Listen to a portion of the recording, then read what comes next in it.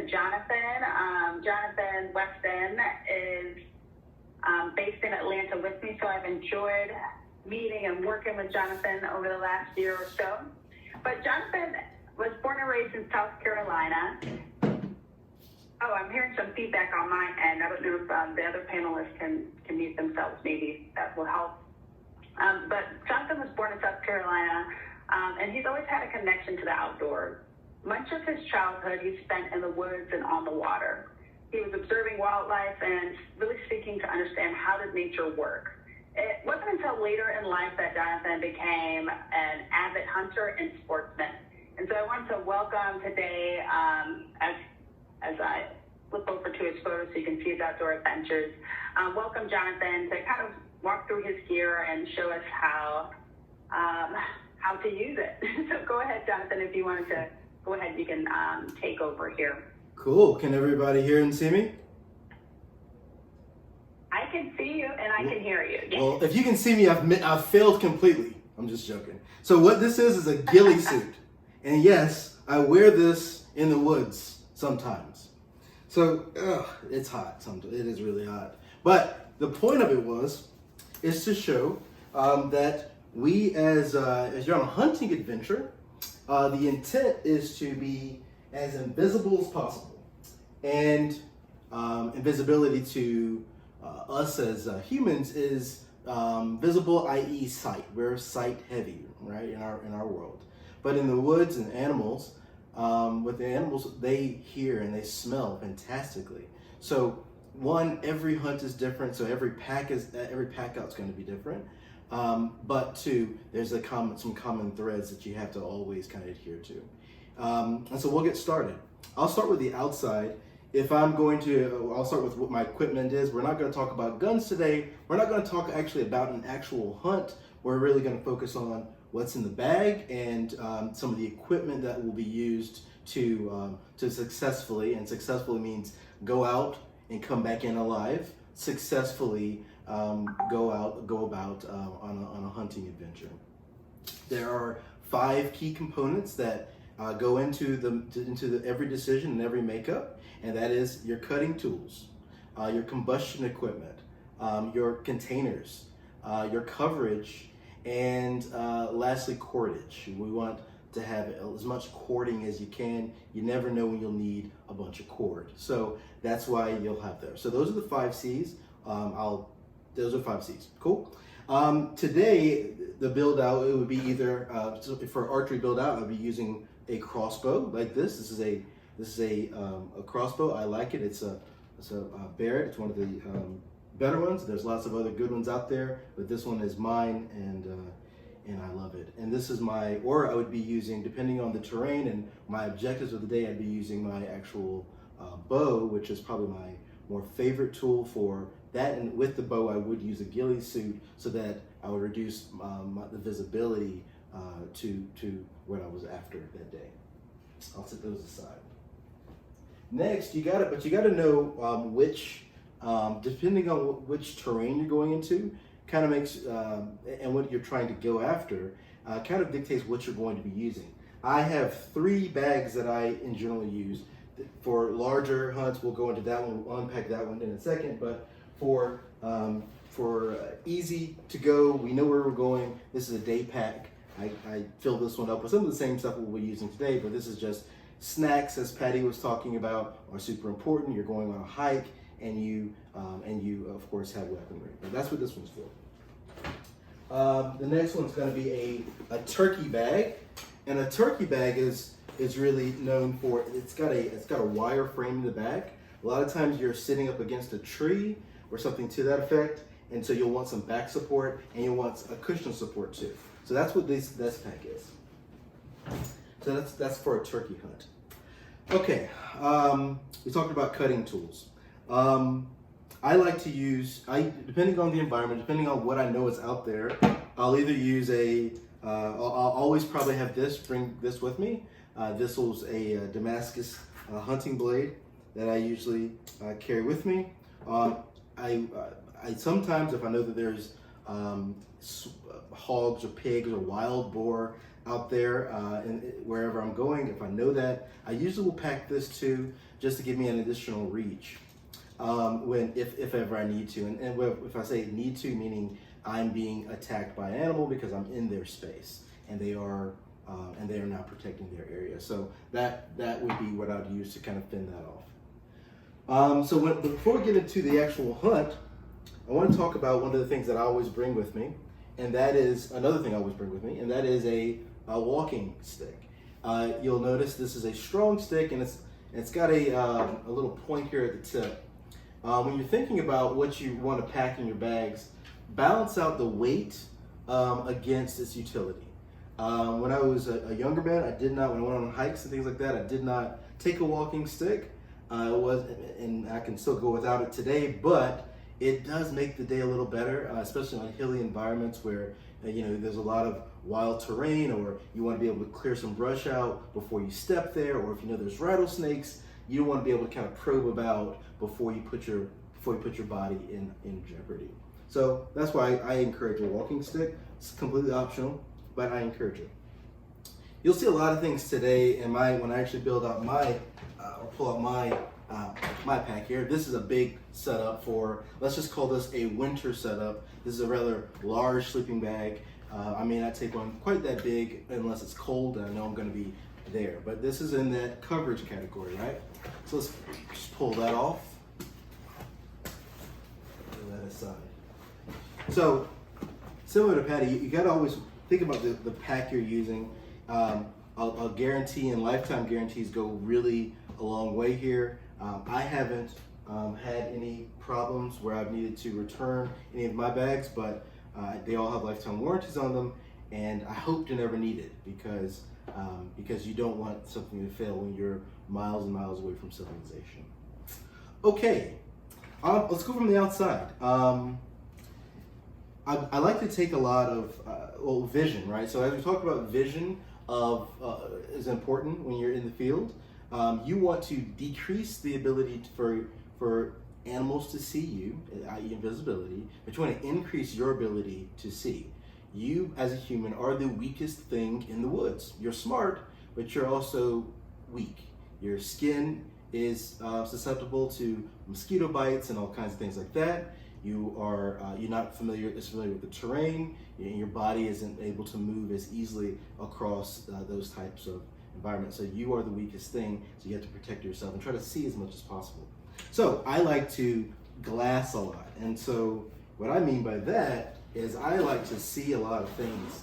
We'll get into some of this stuff. So I'm gonna start unpacking some of this stuff so we can get into it.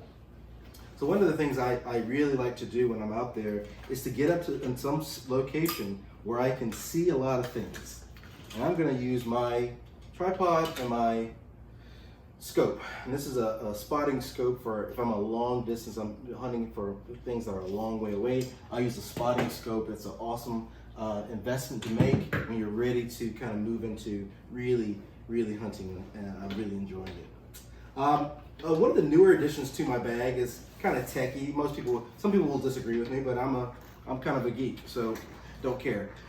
So I like to carry a drone, and this is for not in the morning when I'm actually hunting, but definitely when I'm between active periods. I like to look at the land. I like to take footage of what's out there, and so I send my drone up and I take a lot of aerial photos, and that's a thing that I like to do.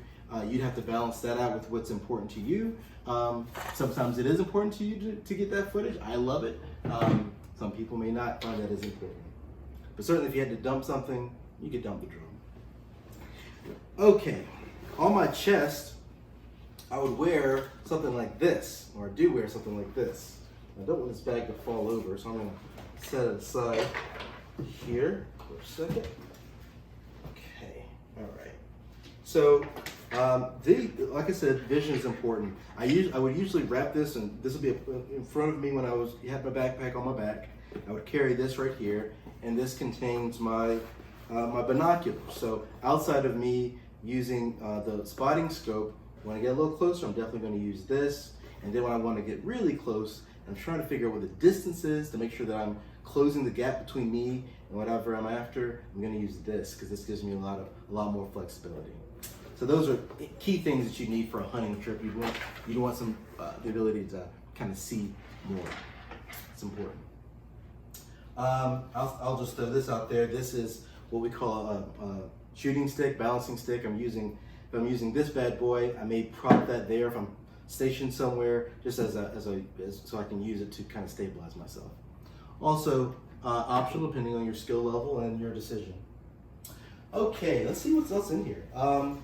We talked about combustion equipment, and I use this little gizmo here. Just kind of tap it like that, and sparks will come, and you can begin a fire that way. There's other things that you would probably use before, or you'd use this one. You could just bring some matches. I would probably say just do that, or any sort of other combustible. But make sure you bring something to make fire. Very important. Let's see what's in here. Ooh, very important here. Very important. You never want to use these, but man, when they actually are used, they are a lifesaver. Sometimes snakes are out there. We talked about the snakes before with the walking stick. These are gators. These are snake gators. So if these go around your calves and the front of your bottom part of your leg, and they are fortified in the back, and so if something hits you or tries to strike at you, it will not get through. This barrier will save your life. Okay, these will save your life. Especially if you're in the South or anywhere in the United States, there's a lot of rattlesnakes out there, and they don't always make a bunch of noise before you see them. So what this will do is keep that snake venom out of your body to the extent that you need it, and that's important. That's very important, especially when as hunters we're not always on the known path. We are cutting through trails, and we're deep in the woods where people haven't been in quite some time. There are snakes out there. Please use those. That will save your life. Okay, keeping it going. Ooh, this right here. Always keep it new. Always keep it, but it's always a fresh, closed up first aid kit. You just never know when you're going to need this. And hope you don't need it, but when you do, make sure you have a good one. Make sure it's compact. Make sure it has in it the things that you need for your terrain. If it's hilly, if it's whatever, make sure that you are thinking about where am I going when you're deciding on which first aid kit to use. I have several. I always throw them in my bag wherever I'm going. All right, let's see what else is in here. Ooh, we talked about containers. One of the important containers that can you guys see this? Is I always have in there is a water bladder in my bag. So if you're hiking, and Patty was talking about the food situation, but if it's hot outside or you're making a lot of motion, you're going to need some water in your system all the time. I would recommend having a couple of these ready for you in there if you don't have access to water where you're going. But make sure you do this. And when you're storing it, leave it open. It lasts longer if you do it that way. All right, another thing to always bring is a book or two. There'll be times where you're just sitting there and your cell phone won't work, and everything else. Bring some books to read, enjoy. You don't want to take a nap necessarily, because that's when the best things happen, as soon as you're napping. But anyway, all right, let's get up to the other parts of the bag here. Okay, what do I have over here? Oh, Blaze Orange. I'll have a lot of this in my bag. I've got another sack right here that I pull over the top. This is an important color. You'll see it quite a bit in hunting. Why? So deer is one of the most popular things hunted in the United States, especially. And this is a color that's not natural, doesn't really occur in nature, and deer cannot see this color. So you'll see Blaze Orange in most any sort of hunting setting, and that's the reason why, is because deer can't see it, humans can see it, and you want humans to see you before they shoot, because we're all wearing this camouflage, we're far distances apart, anything can happen. So this is the most important safety thing you have in your bag, is the ability to have other people that are trying not to be seen like you see you. So this is our code between humans on what's going on. I also bring a little chair. That's what this is. It's one of those easy foldable chair doohickeys. I think I was on Instagram one night scrolling, and that came up, and that's where I got this one. I don't know, but it's really it actually does work, and you see it's pretty easy. It's actually pretty sturdy once you kind of get it all lined up. So I put that in the bag. It's nice to not sit on the ground sometimes, especially if you're having a campfire and things like that, grilling out and all that kind of good jazz. You'd want to have some place to sit down. So I usually throw that in the bag as well. A lot of gear to carry. Again, make sure you have that ratio. Is this worth it? Is this something I need? I always carry a spoon with me. Just in case. I'll all want to eat, and so you need that. Okay, alrighty. So, a couple other things. Spoon. Alright. So invisibility, we talked about the sight, the ghillie suit and the orange. We also want to talk about your scent. So for me, scent begins really well before I go out there. My antiperspirant is anti-scent, so no odor. I am odorless there, not just from a human standpoint, but from an animal standpoint. And even to the point where my lip balm isn't that sweet minty smelling stuff or strawberry. That all can be seen and smelled when you're out there. So as much as we probably think that we're scentless, we have a lot of smell that we kick off, from our shampoos to our soaps to the socks and the things that we wash our clothes in. All that has to be managed so that you are completely scentless when you're out there. Another thing that I always bring, extra batteries. So I do like my devices, and some of those things are just recreational. Some of those things could be life-saving, like my cell phone GPS. So I do want to keep an extra set of batteries out there, or battery packs out there, so I can recharge my stuff.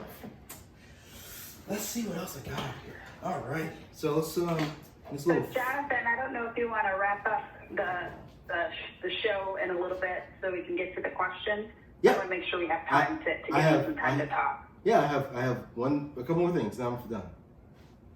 Perfect. Okay, and so lastly, more cordage. So as I'm going deep into the woods, I can now mark my way out and back in. So again, if you're off the beaten path, you want to make sure that you don't just trust, oh, that tree, I can remember that tree. Go ahead and mark it. Give yourself some space to be successful there.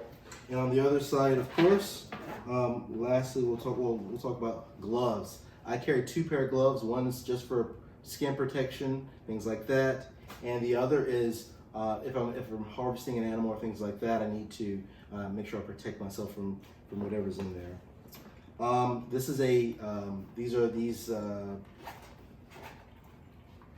A headlamp, very important. I usually carry 2 of these just in case one goes away. And final pack to upload is the hearing piece. Hearing. These a lot of times we wear these to protect yourself with gunshots and things like that, so that the sound. But I also wear these the opposite way. I want to hear everything. So I want to hear if something is stepping around the corner.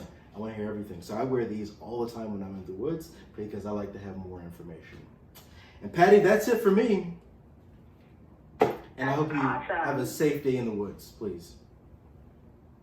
So I wondered, because you brought up snakes and how you wear those for snakes, so I wondered, have you ever had an interaction with animals that was a little scary while you were out camping? Several times. You're in their space and they don't know who you are. I've had hogs chase me up the tree. I've stepped on snakes. All kinds of things happen when you're outside. I can only imagine. I'm just out there for a few hours, and so I'm in and out. I just don't know what that's like for a week long of camping. Indeed. I also wondered a little bit if you could actually bring closer, and do want to keep in mind that these tools are used for hunting, but I wonder, Jonathan, if you could bring your crossbow a little bit closer, like maybe show the Damascus blade, because I know you showed it to me personally before, okay, so we could get a better view of it. So this is a crossbow. Okay. Like it? Cool. When you're one of the things you'll always have is with the crossbow is you'll want to always have this part right here well oiled, so that this it's going very quickly when you pull it back, and it will bead up and explode if you don't have this well oiled. So that's another tip there for you. The Damascus blade. Damascus blade. That's where I'll show you. Yeah, I'll show you this one. This is a. Can you see it? Let me see if I can bring it closer. Let's see if I can put a light on it. What about this? There we go. There's the light right there. Yeah. So that is it's a lot of very hardened steel, and you just want things that aren't going to fail you, and so that's why I use this. But I love it. It was a gift of mine to me, and I really appreciate it, and I use it all the time. Awesome. Well, Jonathan, I want to thank you for sharing your gear today, and we're going to move on to our final panelist of the day, Carrie Williams. But just if you weren't on earlier and didn't hear, Jonathan is our growth chair for BIPOC Outdoors, and so thank you again for sharing. All right, so I'm going to now move on to our final speaker for today and our guest. And Carrie, I want to make sure that I'm able to see you before I get started. Okay, perfect. Can you see me? I sure